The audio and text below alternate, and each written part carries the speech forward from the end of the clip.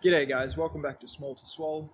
In today's video, we're going to be covering the last of our upper body exercises for our bodyweight basics. We've done our chest, we've done our back. It's time to hit shoulders. Yeah, I'ma make this shit hot.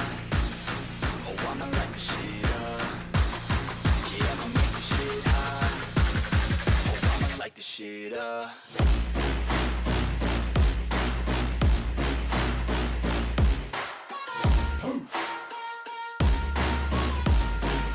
Light this shit up.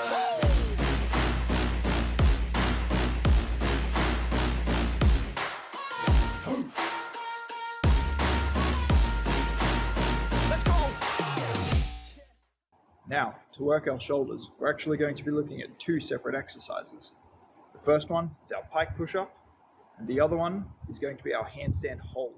So, let's get straight into it. For our pike push-up, we're starting down here on the floor again, like we did for our regular push-up, with the same initial starting position as well, our angry cat. And just like our standard push-up, where we start is right here, looking to get about 20 reps. But unlike our standard push-up, instead of shifting our knees back so that we're taking more weight on our hands to work towards knee push-ups like this, we're going to leave our feet where they are and start lifting our knees up. Once you get a feel for doing push-ups with your knees off the ground like this, it's time to start pushing in a way that will target our shoulders instead of our chest. And we do this by pushing our hands up over our head so that our hips rock back over our feet. This will get us into the habit of pushing our hands directly overhead instead of just into the ground. From here, as we feel ready, all we need to do to make this harder is start straightening our legs out more. And more.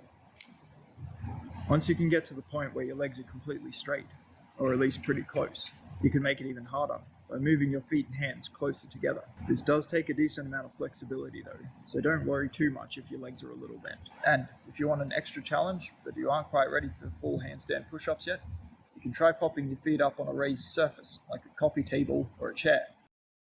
Remember, when pressing overhead, we don't want to flare our elbows out to be in line with our shoulders. We want to keep our elbows slightly in front of our body. Not only is it healthier for the shoulders, but it gets us into a good habit for when we move on to more advanced skills. Alright, with our pike push-up out of the way, let's move on to our handstand. Before we start trying to chuck up some handstands, we need to make sure our arms are going to be able to support us. If you can hold a front support for 30 seconds, and a single arm front support for 10 seconds each side, you should be good to go. We're going to start with our hand positioning. We want to start with our hands shoulder width apart, fingers spread out, and slightly bent. Having our fingers slightly bent, instead of completely flat, helps us put more force through our fingers to help us balance once we get up. Second thing we need to do is get comfortable leaning forward over our hand. This will help us move our center of mass closer to our hands so we don't have to kick over as much. Once we get comfortable leaning forward, we can try kicking up into some tuck handstands. This will get us used to being upside down, but this is also probably the time we should learn how to fall out. If we're falling back the way we came up, it's no big deal, we can just pop our feet back down.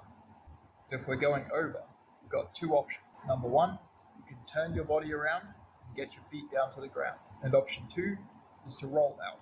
We do this by slightly bending our elbows, tucking our chin onto our chest, and keeping our back round.